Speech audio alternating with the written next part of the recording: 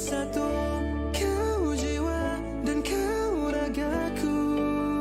Dirgahayu selamanya, kan ku berjuang demi negaraku. Hingga saat nafas terakhirku, pertahankan kedamaian untukmu Malaysiaku. Salam sejahtera Malaysia, warna-warni indah hias tercipta. Walau kita berbeza suara, tetap bersamamu akan hadap.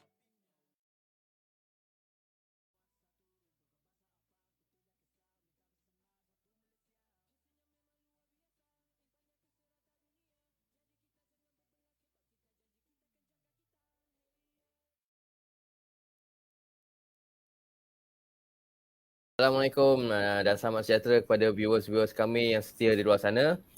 Okey, seperti biasa petang ni kami tanpa gagal bersiaran di live di Facebook Commerce Capital setiap Khamis jam 5 petang. Okey, tajuk kita hari ini ialah ibadah umrah di masa norma baru dan jemputan kita hari ini ialah sebuah badan JLC yang sudah berpuluh-puluh tahun menguruskan perkhidmatan haji dan umrah, iaitu Tabung Haji Travel and Services. Okey, sekali lagi saya ingin memperkenalkan diri saya, Muhammad Reza bin Muhammad Zawawi, selaku pengurus perhubungan pelanggan di Commerce Capital Sdn Bhd, dan bersama saya hari ini Encik Fadil bin Hanafiah, penganisa kredit di Commerce Capital Sdn Bhd. Jadi yang akan menemani saya lah sepanjang Facebook live session hari ini. Okey, sekarang saya akan perkenalkan tamu jemputan istimewa kita ini. Bersama kita hari ini kita ada tamu istimewa daripada Tabung Haji Travel and Tours, Tabung Haji Travel and Services, iaitu Datuk Ahmad Razman bin Ahmad Razali. Ya, apa khabar Tok? Baik, alhamdulillah. Assalamualaikum.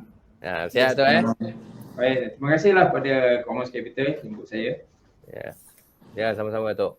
So kita pun ingin ucap terima kasih banyaklah kepada Datuk kerana sudi meluangkan masa sikit petang ni untuk bersama kami untuk sesi saya just memperkenalkanlah Commerce Capital dan Tabung Haji ni kan, supaya orang umum ni public lebih tahulah apa yang Tabung Haji Travel and Services ni buat dan pada masa sama kita boleh pasal mungkin ramai orang yang sekarang ni tak tahu macam mana umrah sekejap kena macam ni kan, tak boleh pergilah apa semua kan. Jadi mungkin dengan ada Datuk hari ni mungkin boleh terangkan lebih detail lagi lah.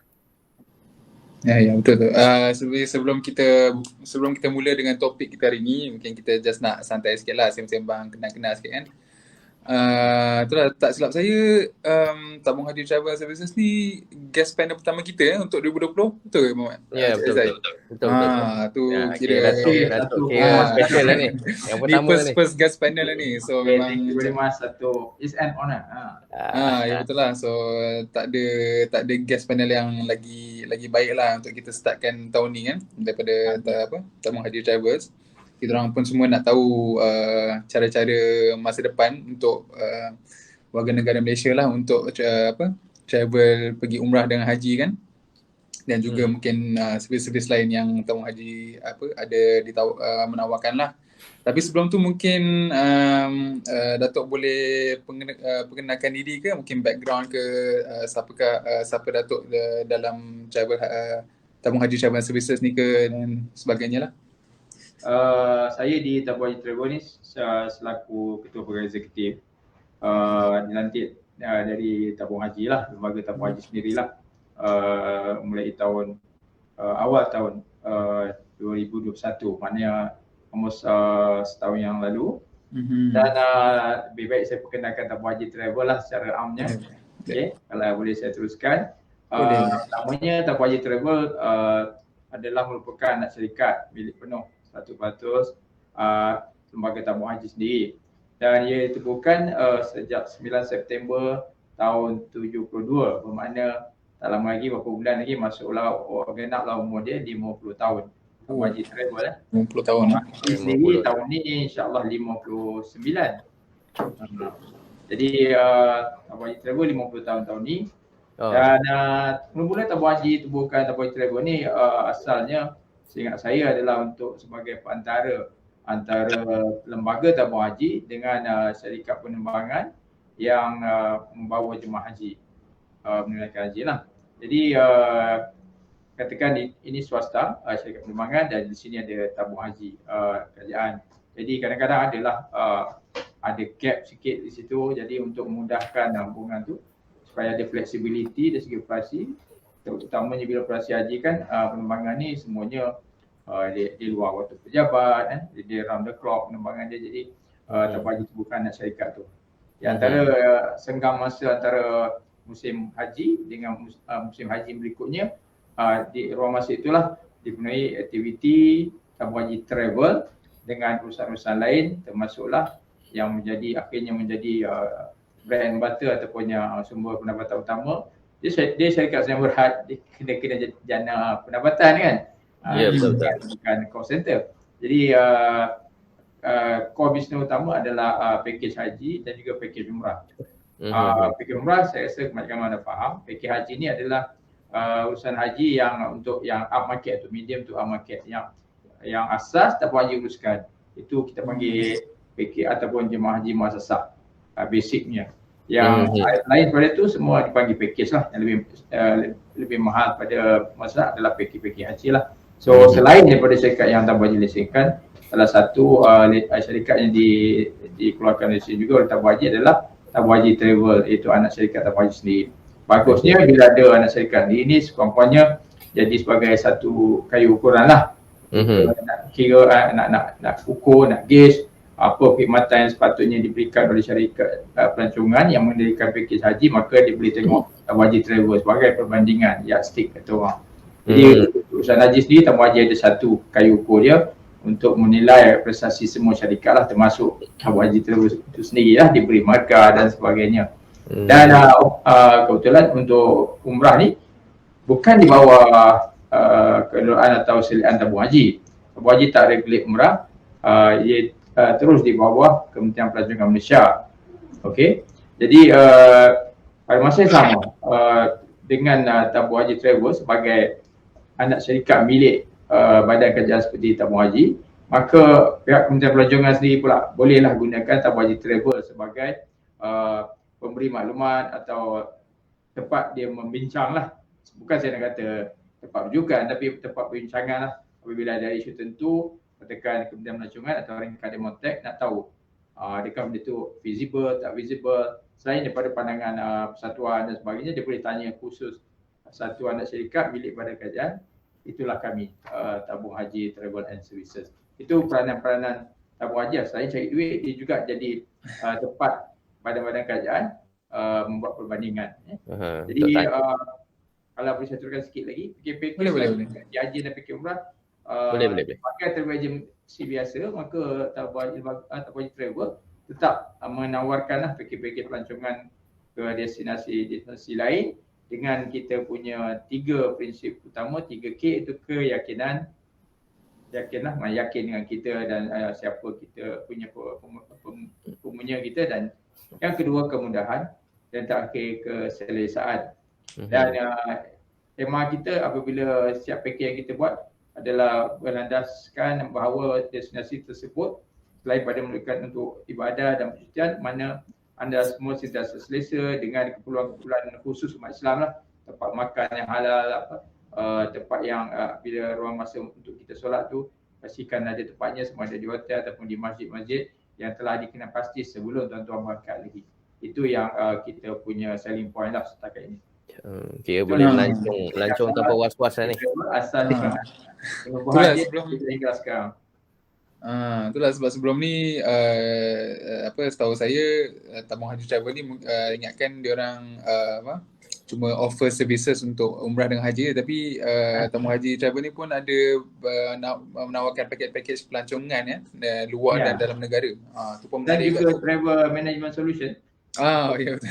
Untuk corporate, untuk tiket, Commerce Capital nak buat khusus ke, nak attend khusus di luar negara, kita akan uruskan tiket daripada pelancongan, ground transport sana, hotel dan sebagainya, macam saya cerita tadi, complete package. One stop center lah semua.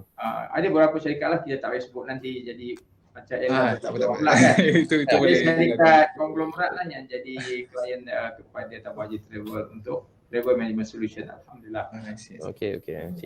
So mungkin Datuk boleh kongsikan sikit perkembangan atau aktiviti TH Travel yang terkini dan yang boleh dikongsikan dengan kami? Okey, selain pada yang saya sebut tadi, kita juga ialah dengan ada juga hikmah COVID ni ya. Sejak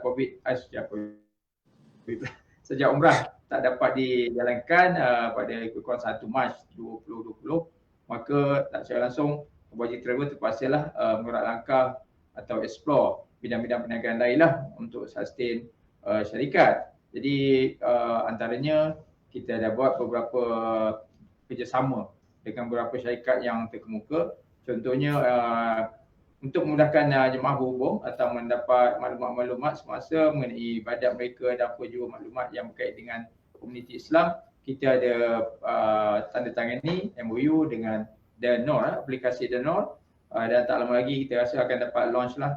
Kita dah sign, ada majlis pada 20 Oktober lepas dan kita jangka awal tahun ni insya-Allah kita akan dapat launch lah. Maknanya bila pengguna-pengguna The Nor masuk dalam The Nor apps tu, dia akan ada feature yang menjuruskan dia kepada urusan-urusan umrah dan juga urusan pakej haji yang memang kita laksanakan. Dan apa juga maklumat lah mengenai tempat-tempat tersebut.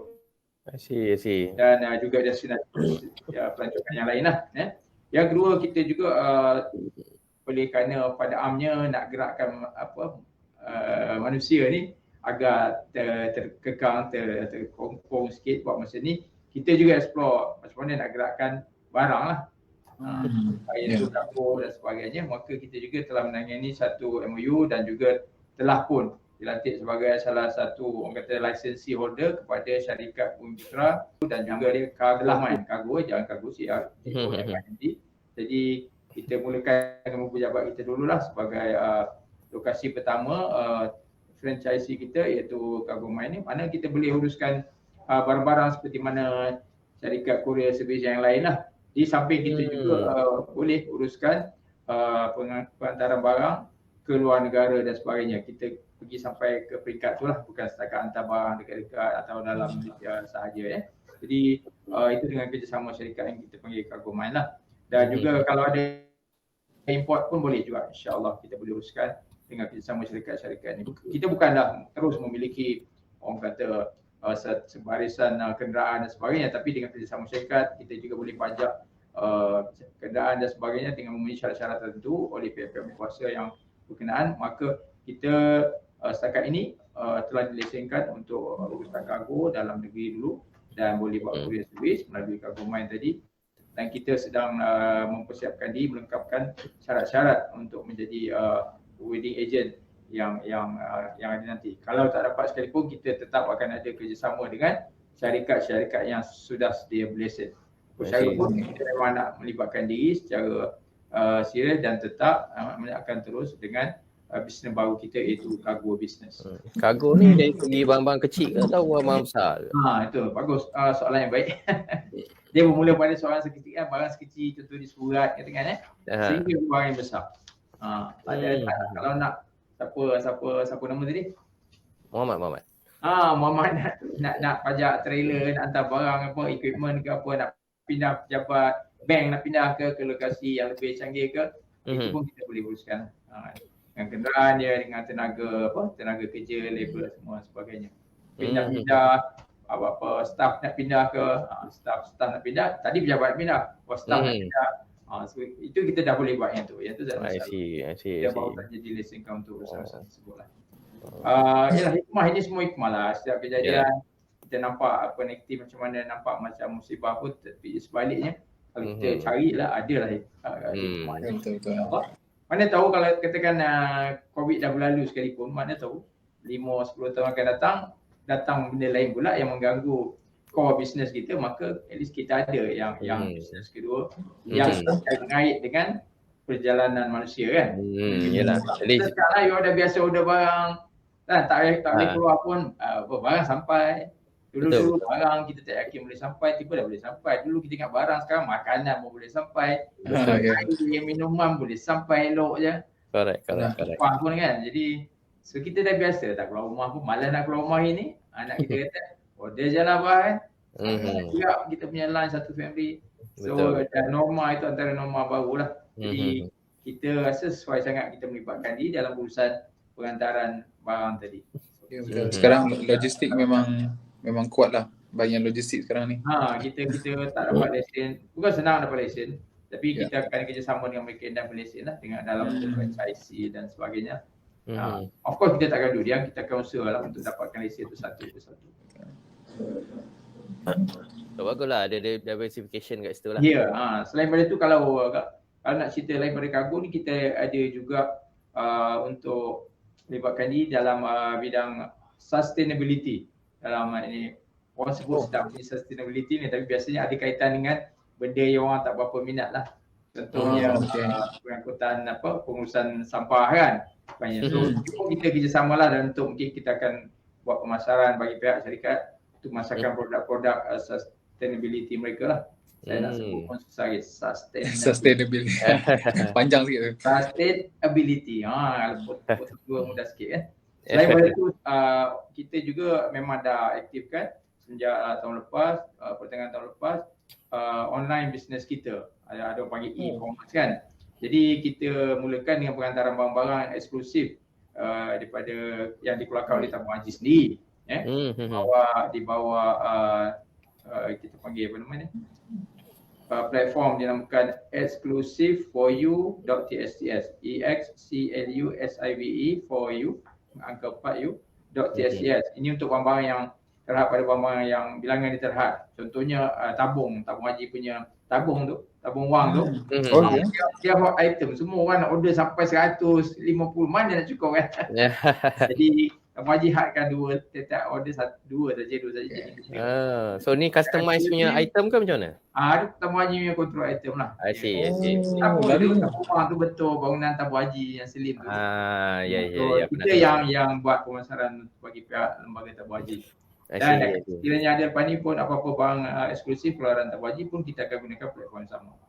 Itu yang eksklusif daripada tabung haji, atau ada pihak lain yang ada nak control dia punya kuantiti barang tersebut atau siapa sebab jual lah.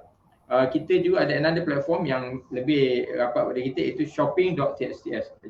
shopping.tsts. Ini kita pasarkan apa saja barang yang kita tapis dulu. Kita tapis, kita rasa sesuai, kita akan lepaskan. Jadi kita adalah tanggungjawab. Dia rasa walaupun kita tak cakap, walaupun kita boleh ada disclaimer sebagainya, tapi bila orang dah beli barang kat platform kita ni, Muhammad faham lah ya. Kalau katakan baru pakai sekejap dah rosak. Dah rosak. Saya beli kat mana?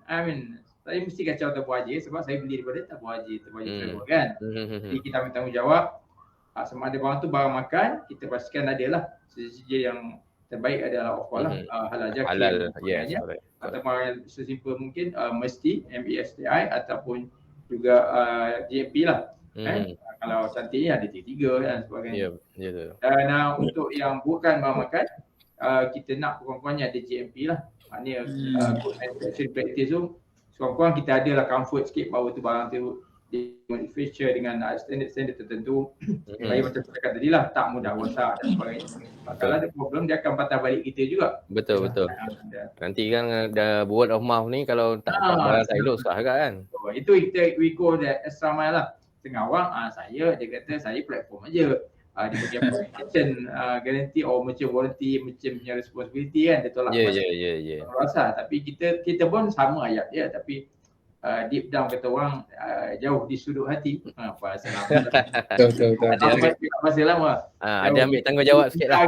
Di Minda kita tahu kita orang tetap akan dah cuba jawabkan kita dengan barang-barang yang dah rosak. Gitu. So test dulu, tengok kualiti dulu, barulah kita upkan dalam kita punya e-commerce. Tak banyak lagi, setakat ni baru lebih kurang 200 lebih je produk. Dan kami menggunakan platform Shopee.tsts itu juga untuk memasarkan produk-produk keluaran usahawan, IKS sebagainya. Siapa-siapa yang ada produk sendiri boleh datang. Mama ada buat something ke apa ni, part time ke apa ke. Ada charges, ada any charges? Any charges kenakan on your platform? Ada. Kita just orang kata konsep dia consignment basis. Dan Oh, kita, okay. kita ambil kita punya, bila jual kita ambil lah kita punya commission kita lah, senang cakap kan.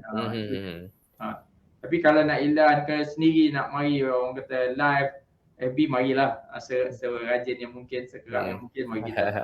Kita ada sediakan mini studio untuk dia buat demo. Kalau makan kan, dia boleh tunjuk. Kalau rempah tu seketika dia boleh tunjuk cara nak guna pakai rempah tu, dia cara nak masak. Boleh masak pun kita ada kemudahan. Kita adalah dapur kecil tu untuk masak. Kalau nak tunjuk skill lah. Yalah. Semua ni percuma Kita rasa tak lah untung banyak, tapi maknanya yang penting beri peluang kepada usahawan IKS untuk masarkan produk mereka secara dalam talian. So we provide the platform, bukan kata kita keluar je tak ada. Jual je baru we take our commission. Yes, correct. Tak ada isu. Tapi konsep dia buat time lah.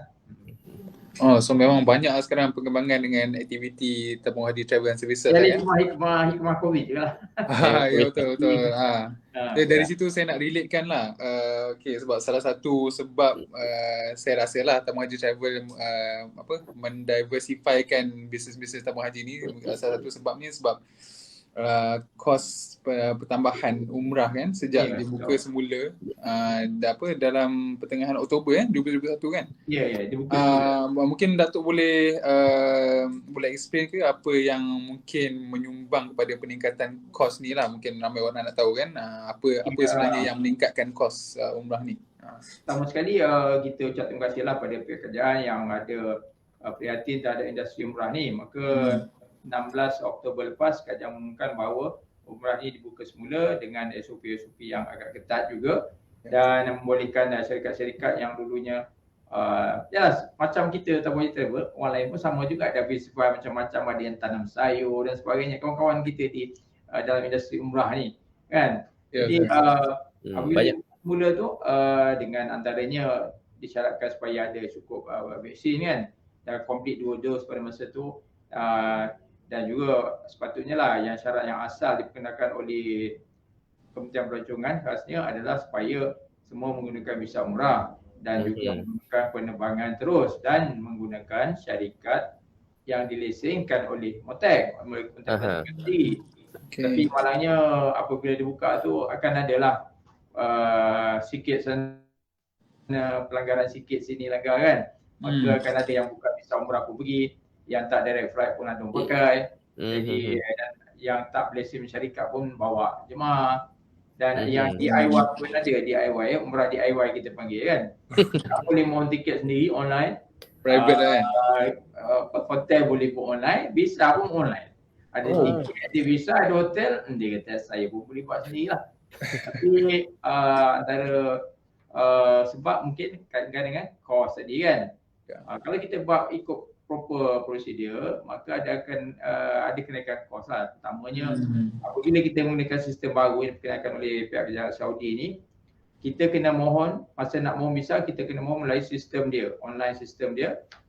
Dan di dalam online sistem tu disyaratkan kita buat dulu bayaran-bayaran tertentu. Bayaran untuk hotel, untuk tambang, pengangkutan darat di sana, semua ada kos visa fee kena bayar online melalui e-wallet lah. And then apa yang ditawarkan dalam sistem tu adalah yang agak mahal sikit lah. Macam contohnya visa sendiri fee dia tinggi sikit. Kemudian hotel dia terhad pada hotel tu tertentu saja. Jadi kalau kita biasa pakai hotel yang kita dah kenal yang murah ke, tapi tak tersenarai dalam sistem, tak boleh pilih option tu. Pasal pilih apa yang ada je. Maksudnya kos seperti bas tu sendiri pun dia ada set satu harga, tak boleh nak runding harga dah. Kalau dulu kita dah biasa gunakan satu syarikat, bila dah regular kan, macam syarikat besar-besar dah regular guna syarikat tu, boleh lah orang kata negotiate harga. Nego. Tapi ni tak ada, sistem je satu harga yang fix je kan. Tak boleh nak negotiate apa dah. Kemudian kos-kos seterusnya yang menaikkan overall harga package adalah kos berkait dengan penjagaan kesihatan. Kena ambil PCR test dan sebagainya sebelum balik. Itu bagus, itu fair, that one fair lah. Tapi akhirnya campur semua, kita nampak harga jualan package jadi meningkat lah. Kalau dulu kita orang kata tak sampai 6,000, dah naik. Sekarang ni paling murah pun 6,900 kan. Ada yang 9 macam tu, so naik yang kalau seorang naik 1,000, kalau 4 beranak dah 4,000 kan. Mhm. Jadi pada sebab mungkin tak, orang yang belum mampu dah tak berapa nak mampu dah. Kalau cerita pasal keadaan ekonomi dan sebagainya, saya tak nak campur lah, satu kan. Tapi maknanya overall selling harga jualan package tu sendiri secara keseluruhannya meningkat bagi semua syarikat pun sebabkan sebab-sebab tadi lah. Kemudian pada masa yang sama kita rasa wajar juga kos itu kita incur ataupun kita bayar sebab contoh terutamanya kos insurans. Insurans penjagaan COVID dekat sana tu alhamdulillah yang ditawarkan tu agak komprehensif. Dia cover bukan saja orang kata kos kita penginapan, makan dia semasa kuarantin tu, dan jika ada testing dia bagi ambil test pun dah semua cover. Dan katakan kita tertunda lah tarikh balik, patut originally balik 1 bulan, tiba alhamdulillah terkena juga COVID, positif tak boleh terbang lah, so kita schedule balik tu. Tunda flight tu ada kos lebih kurang dalam RM500 macam tu. Jadi untuk book semula tiket pada tarikh baru, jadi kos tu pun termasuk dalam bayaran insurans tadi. Jadi kita rasa baik sebenarnya ambil insurans tu. Jadi kalau kena COVID pun cover lah kiranya. Ya, kita tengok ada Encik Muhammad semua tengok tak dalam ada virus saya dapat dia orang pas kan. Ada orang yang merayu kan minta pihak tertentu bantu dia sebab dia dah kehabisan wang untuk bayar. Ya, betul. Betul. Saya kira tu yang bukan yang ikut visa umrah tu. Kalau ikut pakai visa umrah, ikut syarikat umrah yang Malaysia dengan Matai, insya-Allah tak ada masalah sebab syarikat umrah menggunakan visa umrah bawa jemaah, mereka akan bayar insurans tu. Bayar insurans tu premium yang tu. complete cover semua. Simple aja. Betul. Sebab kalau yang kita tengok dia pelik tak berlaku kan orang tertentu. Basically peningkatan visa, kemudian syarikat ada blessing tak blessing, penerbangan ada direct tak direct, hotel ada yang telah dimasukkan disenaraikan dia tak senarai, transport lagi tersenarai dengan tidak. Jadi anything can happen lah in between tu. Kalau slack tu dah akan tipu korum. Slack di negara orang, kadang-kadang bila nak pakai duit susah juga nak dapat duit, nak pas nak bank in kat mana, bank in sini masuk boleh keluar ke kat sana. Betul. Kadang yang hotel kalau kena kuarantin dia minta upfront. Dia suruh bayar dulu. Bayar dulu. Kalau kita tak ada duit macam mana nak bayar? Katakan dia minta terus seminggu punya kuarantin atau 10 hari punya, satu orang dah katakan RM1,000-1,500. Kalau 4 beranak macam cakap tadi, RM6,000 kan. Yalah. Yang kepala juga kan. Jadi itulah yang kita harap semua orang ikutlah peraturan yang semasa yang dikenakan oleh dan dikuatkuasakan oleh pihak Kementerian Pelancongan dan juga malang tak berbau ni. Ya, kombinasi dengan SOP KKM lah. Betul. Bayar mahal sikit tapi at least selamat lah kan. Ya. Dia ikut SOP dengan semua regulation lah kan. Jadi senang. Dia ada sebab dia. Ya betul. Jadi apa-apa lagi kalau nak tahu, saya banyak boleh cerita tapi saya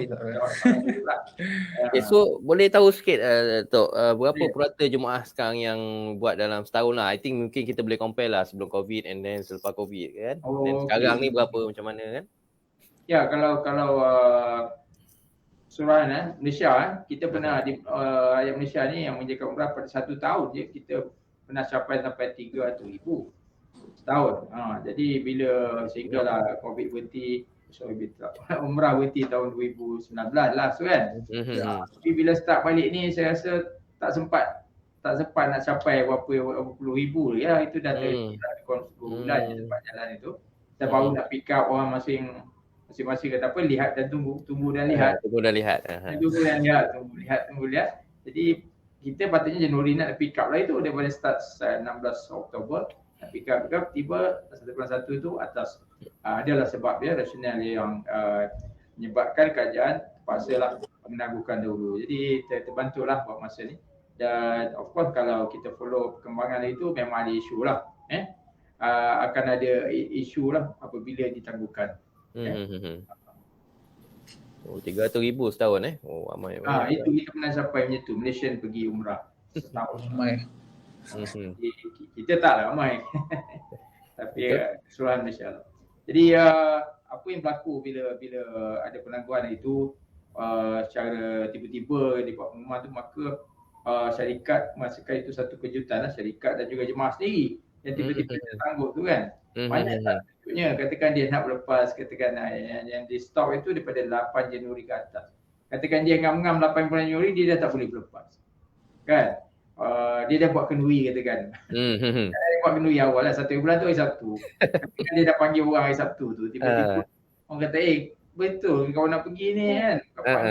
Yelah, dia tak tahu ke orang dah stop kan. Jadi dia tu agak sulit bagi dia, mungkin dia macam-macam perasaan lah bercampur kan, dia terasa. Itu saya selalu tengok on the client dulu lah. Jemaah akan rasa macam tu, kecewa, malu. Pukul lah orang datang rumah dan bagi seorang RM10 ke. Contohnya budaya kita datang. Betul. Kali tak jadi pula. Tension juga dia tu. Macam mana nak pulang ni? Bagi berapa nak pulang balik pun tak ingat. Mari bagi masuk dalam poket. Jadi, betul. Jadi dia boleh tension tu macam orang tak jadi pergi haji lah. Memang tension kan. Jadi itu antara, itu kisah-kisah peribadi lah. Tapi dia apabila berlaku penangguhan, maka apa yang saya cakap tadi, pembayaran awal tu yang nak mohon visa kena bayar dulu. Nak bayar dulu tu. Antara syarat dia lah sekiranya tak jadi pergi pada tarikh yang kita book tu, maka bayaran-bayaran yang prepaid tu dikira hangus lah. Itu dia dah syarat macam tu. Sebab isu dia bukan tak bagi kita datang, dia duduk kita atas apa sebab kita, masalah kita yang wajar tu, kita tak pergi. Dia kata minta maaf lah kan. Yalah. Kita kata reschedule ke, tunda ke, tukar tarikh ke, pada dia tak ikut tarikh asal, hangus. Ikut. Maksudnya tak tahu lah kalau ada rundingan berikutnya, saya tak pasti, belum ada apa lagi. Kemudian ada sebagai besar lagi adalah untuk tiket penerbangan lah. Tiket penerbangan tu insyaAllah lah syarikat penerbangan katanya lah akan pegang lah duit tu, dan tapi dia tak pulang juga. Duit itu tu sebagai macam kredit kita orang dan digunakan untuk bagi tarikh lain. Tarikh lain pun ada syarat juga, kadang-kadang dia kata saya akan bagi satu je tarikh. You tunda, katakan you tunda 8 bulan Januari, tak pergi. Katakan pagi besok dah boleh pergi umrah, katakan bulan 5 ke bulan 4 besok, bagi satu tarikh. Buatnya ada di kalangan jemaah kita tu, ada yang ada hal nak apa kan, kahwin sebagainya. Tak boleh lah. Kena. Isi. Dia no second date, angus. Tak apalah tu kena kira. Antara syarikat travel dengan airline. Saya bagi contoh lah, itu je lah. Tapi itu, apa orang tanya, apa jadi antara travel dengan jemaah, bakal jemaah yang jadi pergi. Ya. Kalau kita tak jadi pergi dan tak tahu bila boleh pergi lagi ni, tak pasti lagi kita boleh pergi, mungkin dia naklah duit dia balik. Yalah. Adakah dia nak dengan ditolak duit yang hangus tadi? You know lah. Jadi macam mana? Customer always right kan? Ya. So macam mana tabung haji overcome this thing? Customer always right ni kata, saya nak refund lah, nothing less, RM1 pun saya tak lah, dia kata. Syarikat pening lah, syarikat mana datang duit dia dah dekat. Faham Kalau you jadi syarikat lah, Muhammad jadi syarikat. Ya, betul. Mana nak cakap duit tu? Memang terkejut dan agak terasa macam kita ni tengah duk berlari, tiba orang setap. Kita tersungkur macam ada membawa kereta tarik handbrake kan, pusing kan.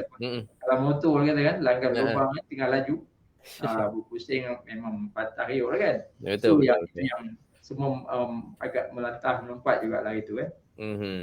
Walaupun alhamdulillah semalam apa bulan? 19 bulan kan? 19. Ada apa nama? Libat urus sesi yang dibuat oleh YB Menteri Pelacuran dan juga YB Menteri Kesihatan. Samalah join punya libat urus, melibatkan pemain-pemain industri, 3 persatuan semua ada kat situ.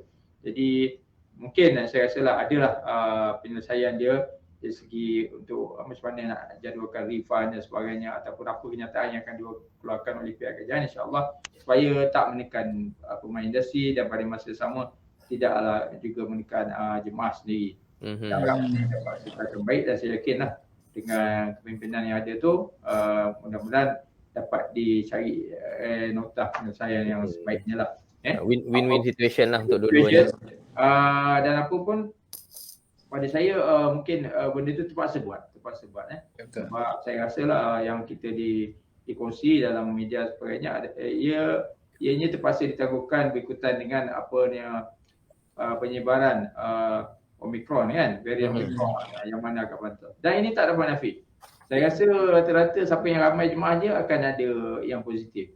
Cuma jemaah kami tabung haji pun ada yang didapati positif kat sana. Cuma alhamdulillah semuanya orang kata tak main lah. Orang kata tak sampai ganggu dia punya selera makan atau dia rasa. Takat ni yang kita ada. Kita ada jemaah yang memang patut tunda flight sekarang ni di sana.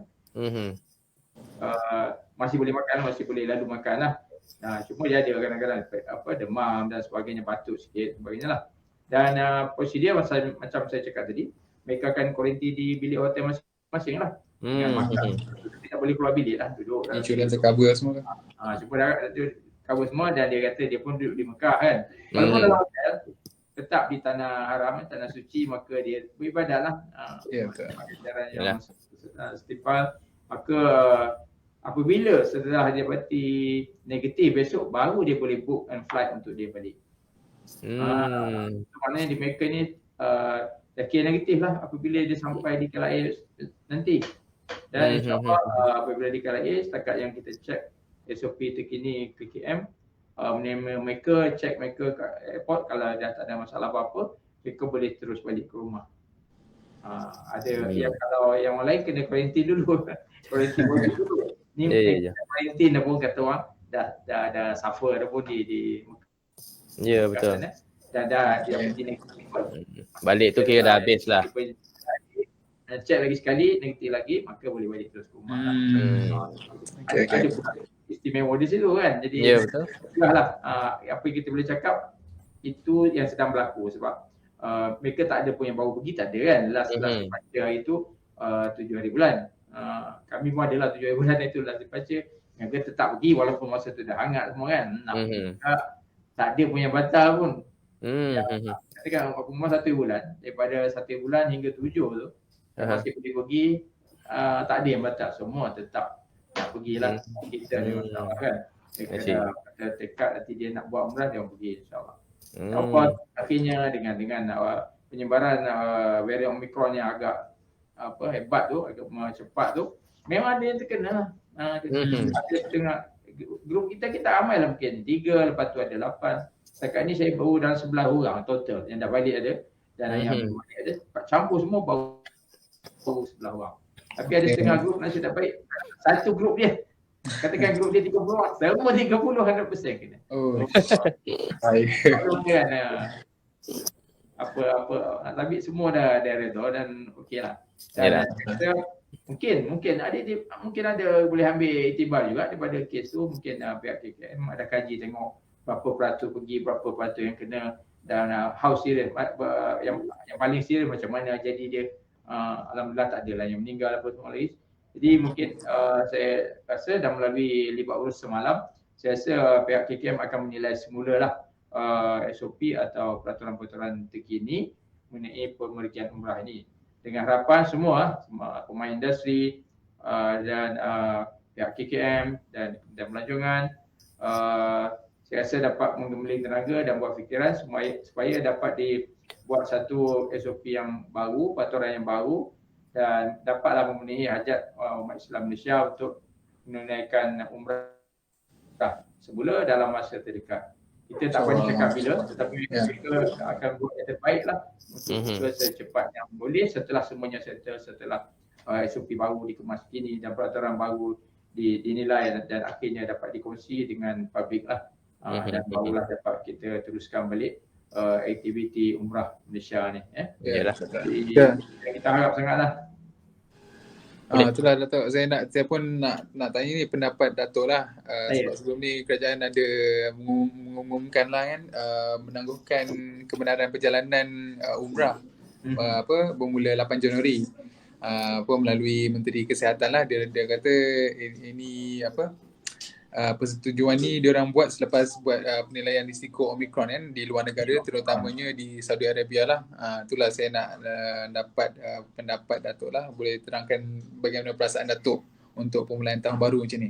Sama ada diorang ni nak kena tunggu dulu ke ataupun booking nanti ke kan? Tangan diorang lah basically. Waktu pengumuman tu dibuat itulah.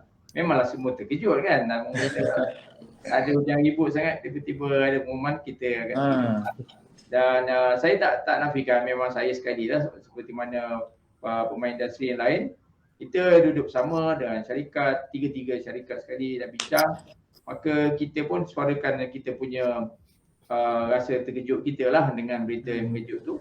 Dan pada hari yang sama, saya ingat mungkin pagi Menteri Kesihatan buat statement, kami dengan terkejut dengan macam-macam bercampur kita punya perasaan ni, maka kita pun buat juga kita punya media statement ataupun press release tu ada.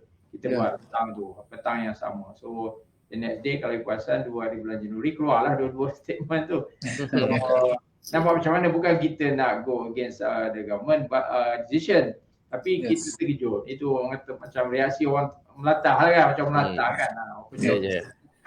So memang itu. Tapi saya rasa lepas semua pihak sit down, orang kata cool down lah, sejukkan dia balik-balik, kita tengok balik apa sebenarnya rasional di sebalik keputusan yang mengejut tu, maka kita fahamlah ia semata-mata adalah berikutan pemantauan kes-kes Omicron seluruh dunia dan terutamanya di Arab Saudi. Antara yang saya ingat pihak KM kata perangkaan di kalangan Omicron di kalangan jemaah umrah ni agak tinggi peratusannya berbanding yang pulang daripada negara lain, yang pulang melalui pihak lain daripada negara lain, kurang dalam 5% macam tu. Tapi yang ikut yang murah ni tinggi, saya ingat 35% atau sebagainya, memang tinggi. So jadi dan sejujurnya saya pun baru saya cek balik lah angka-angka kes harian baru, new daily cases. Jadi masa saya ke Arab Saudi, lebih kurang dalam penghujung bulan 10 itu, kita tengok kes masa tu baru berlega sekitar 35, tak lebih 50 lah, katakan 50. Masa saya pergi tu, kes harian baru, kes COVID harian baru, daily new cases kan. Jadi yang kita pantau di Malaysia pun sama kan. Kita masa tu ibu-ibu kan. Jadi lepas tu apabila KKM buat kenyataan untuk tangguhkan umrah tu, rupanya kes dah melambung. Melonjak naik kan.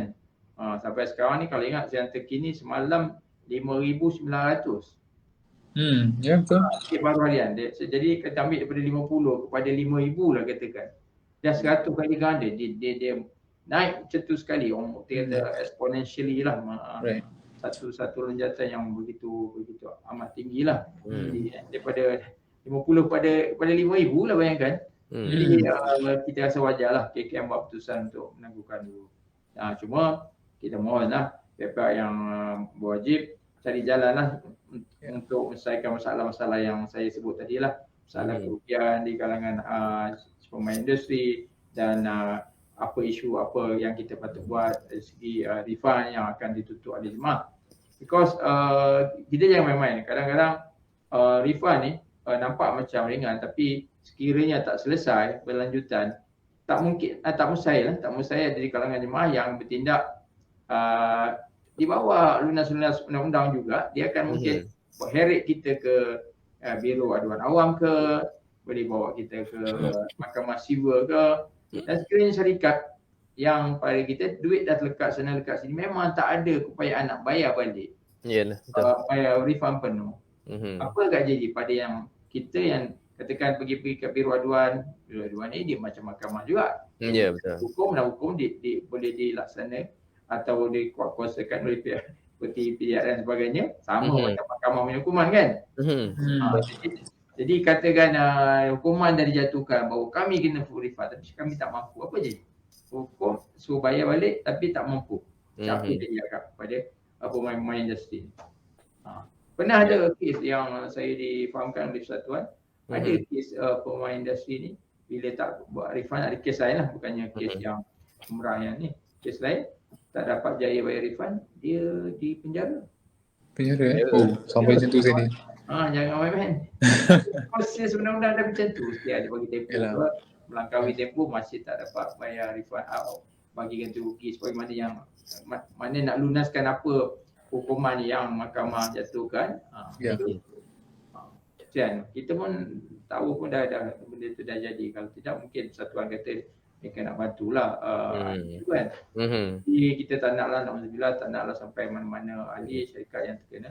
Pada masa satu kita share juga jemaah ni, kita nak jemaah pun hilang duit rugi. Ya, betul. Jadi So, kita boleh bincang kemudian tu kan nanti ya. Atas saya punya logik simple je. Saya punya logik lah, mungkin orang lain boleh pakai, mungkin tidak. Bila ada COVID, adalah antara langkah-langkah penjagaan dan sebagainya. Salah satu yang utama yang famous adalah vaksinasi. Bila vaksinasi kita tak ada buat. Kalau nak buat sendiri pun duit juga. So kita beli, import kan. Jadi kita import vaksinasi perlu belanja, perlu dana kan. Jadi ada dana barulah sampai. Faham saya kena bayar dulu kan, baru sampai apa ni vaksin, baru dapat laksanakan program vaksinasi. So ini sama juga, kita nak mengekang varian Omicron ni katakan, maka kita tengok satu cara adalah stopkan umrah. Bila stop umrah, ada kerugian atau impak kewangan dia. Maka kena cari dana jugalah pada saya untuk ganti rugi dan sebagainya. So the cost and effect tu mesti ada lah. Tapi ada. Itulah tabung haji travel nanti Datuk dia punya thing betul. Reaction That's why you pun dah divert. Dah buat diversion business tadi okey lah kot. Kalau dah swipe pun melibatkan duit. Tadi first stage dulu mula-mula Omicron datang, kena cari duit untuk beli vaksin. Ini adik dia, nama dia Omicron. Dulu COVID keluar duit. Sekarang Omicron mari kena keluar duit, bayar ganti rugi lah pada saya. Ini saya punya analogi yang mudah lah, pulanglah pada senang faham tu. Bagi senang faham. Sebab benda ni semua unexpected kan. Jadi kita semua pihak pun kenalah respon. Pihak kerajaan tak nak, kita lagi tak nak, jemaah pun lagi tak nak, dia nak pergi dia bukan nak duit tu balik sebenarnya kan. Tapi dia berlaku dan ada kos-kos hangus, nak buat macam mana, itu yang kita kongsi lah dengan semua pihak. Dan sekarang ni kita boleh terima lah tindakan tu, cuma macam mana nak handle dia punya damage lah tu, damage control lah ni pula. Itu je lah yang kita harapkan sangat lah. Tapi kita yakin dengan kajian yang sekarang ni dia boleh do something lah. Itu yang penting pada saya kan. Bagilah masa sikit kan, jangan nak societal lah now sekarang juga tak boleh lah, bagilah masa sikit kan. Ya betul. Sebab benda tak ada guideline, tak pernah, satu dunia tak pernah kena benda ni kan. Betul. So apa perancangan atau langkah jaga-jagalah daripada pihak tabung haji travel lah untuk menghadapi masalah ni kalau masa hadapan lah? Kita rasa lah untuk kalau boleh tak ada lagi lah yang mengejut lagi. Saya sebut tadi mungkin kerajaan akan buka seberapa cepat yang boleh bila tiba masa yang sesuai. Tapi sebelum buka tu saya rasa memang kena spend time lah untuk diadakan satu macam task force lah. Mesti duduk sama semua pihak, semua pemegang taruh. Sama ada pihak kerajaan, Kementerian Kesihatan, Kementerian Pelancongan, apa kementerian lagi yang berkaitan, mungkin KDN juga ada melibatkan immigration di airport. Semua yang agensi-agensi kerajaan yang terlibat di airport terutamanya yang akan laksanakan event kena dilibatkan dalam satu task force yang kena duduk bersama bincang betul-betul supaya tidak ada sudut-sudut yang kita tak tengok. Tidak ada orang kata terlepas pandang sebagainya, kita tak mau. Once kita bila masa kita keluarkan peraturan baru, harap dia dah cover semua angle. Ambil kira semua pihak punya masalah. Jangan buat tiba-tiba alamak terlupa satu hal, terpaksa tarik, orang kata tarik handbrake sekali lagi kan. Dia takkan nampak cantik lah pada saya, pandangan saya secara peribadi lah.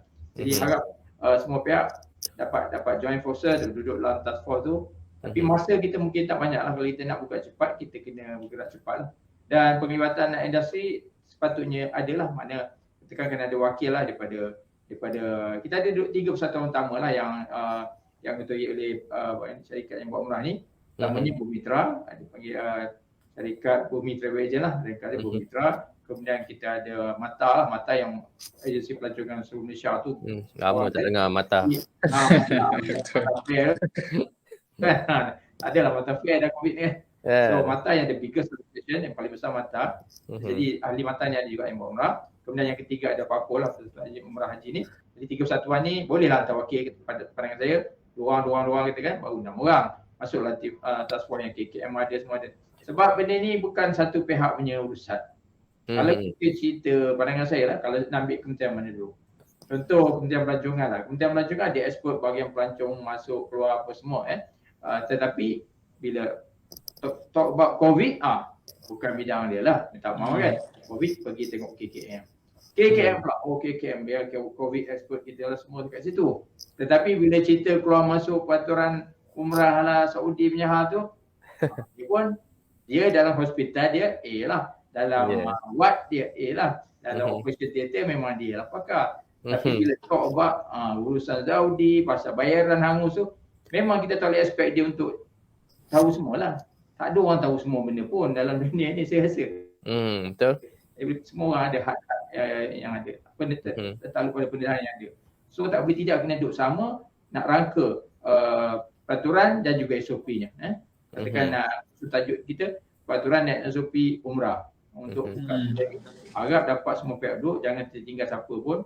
Dan kalau tapi jarang ramai sangat pun satu pihak tu antara dua pada saya cukup lah. Kalau satu pihak nak bawa 50 orang tak sesuai lah, semua nak bercakap nanti susah. Ya. Be reasonable dengan numbers tu, but setiap agensi, setiap pengantaruh ada representasi dia dan duduk dan kena open lah, jangan terlalu emosi, be professional about the discussion. Tak perlu ada orang kata malu-malu, kalau betul ada masalah cerita, kalau perlu ada, terutamanya orang tak nak cerita pasal itu pengalaman saya lah. Tapi dia 30 tahun lebih ni malu nak cerita dia punya kekangan dia. Dia tak agak. Jadi ataupun dia tak cukup maklumat, dia tak agak. Dia kadang-kadang itu kalau kita study bahagian kata group think apa sebenarnya, fikir secara kumpulan atau fikir dalam human behavior dalam organisation atau human behavior dalam mesyuarat, cukuplah cerita kan, macam-macam what not to do takkan berlaku. So try to avoid all that. Betul. Open. Niat betul, datang tu bukan datang nak tunjuk pandai, jangan nak mengajar orang susah kan. Kalau nak praktik kawan-kawan susah. Ya. Sifat-sifat tu amalkan sifat baik dalam mesyuarat. Tapi jangan malu pun tak boleh. Jangan malu segan saya cakap tak boleh, apa cakap nanti habis mesyuarat cakap alah aku nanti nak cakap tapi tak bayar je. Masa ada peluang, kerajaan dah bagi satu platform katakan duduk nanti cakap. Ya, betul. Because pada pandangan saya, once kita keluar je peraturan terkini mengenai umrah ni, kita tak ada peluang kedua dah. Kalau peraturan terkini ni pun ada slack dia, ada miss something, pelan-pelan lah. Rakyat sekarang memati, rakyat sekarang menghukum dengan cepat. So saya yang masih lagi pejabat awam, saya rasa tak boleh terima lah kalau dapat hukuman yang keras daripada rakyat ni.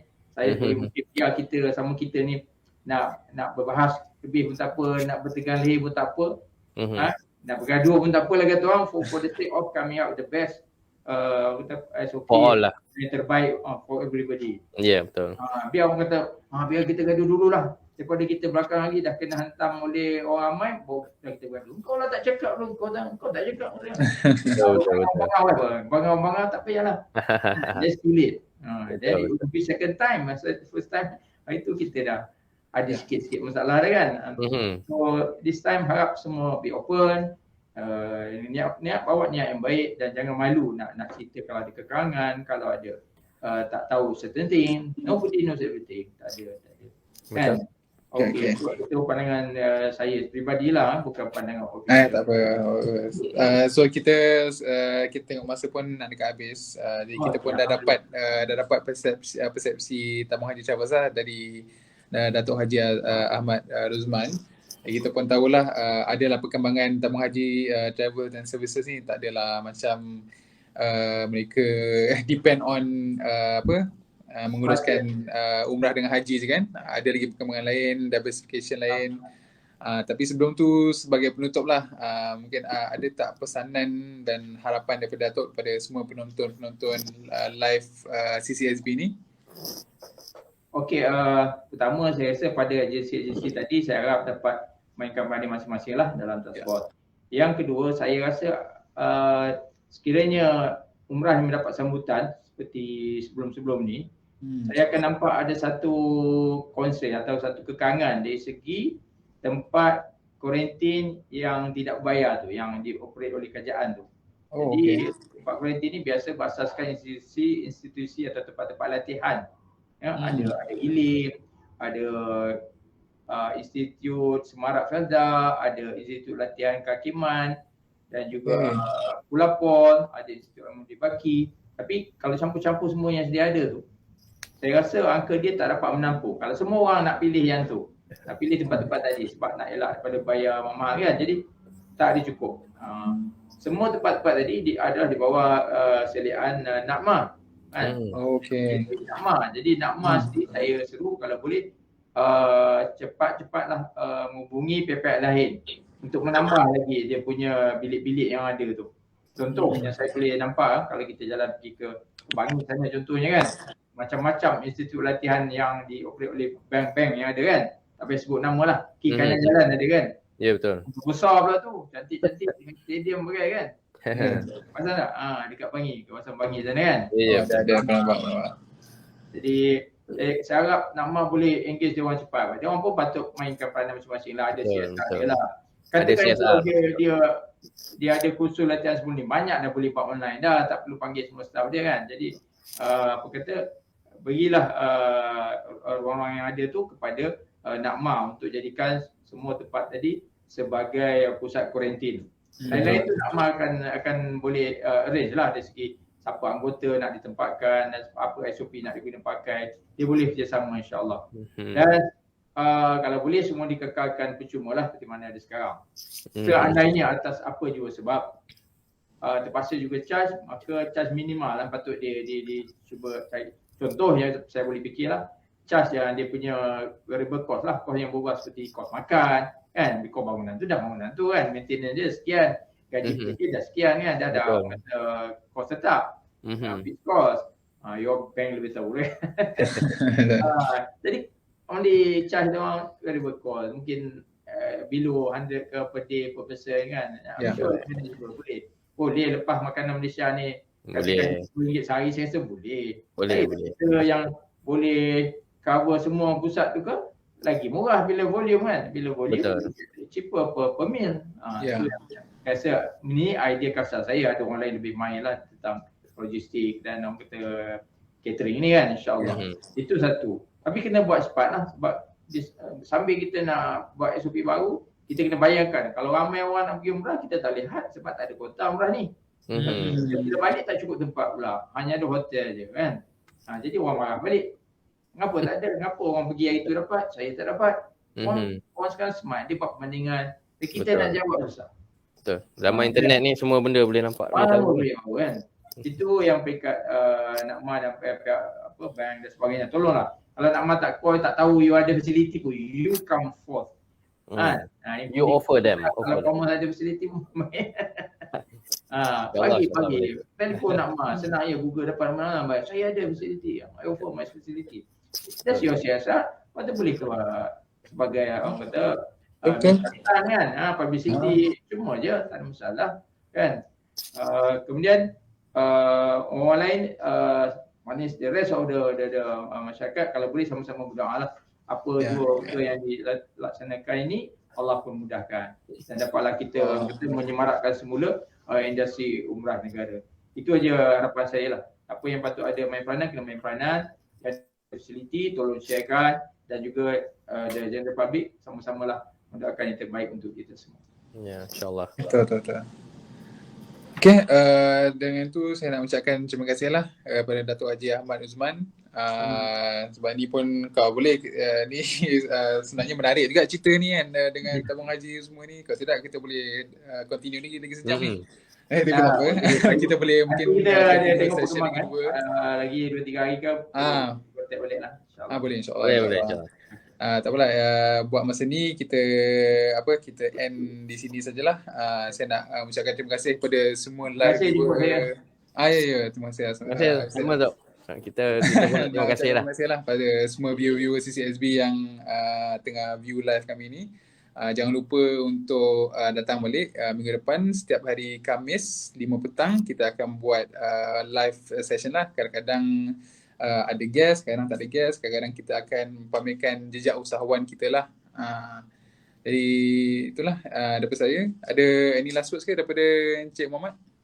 Okay, I think Cik Badir dah recap everything. So I think that's the end of it. So mungkin insyaAllah kita jumpa minggu depan pada hari yang sama, jam yang sama, pukul 5. InsyaAllah.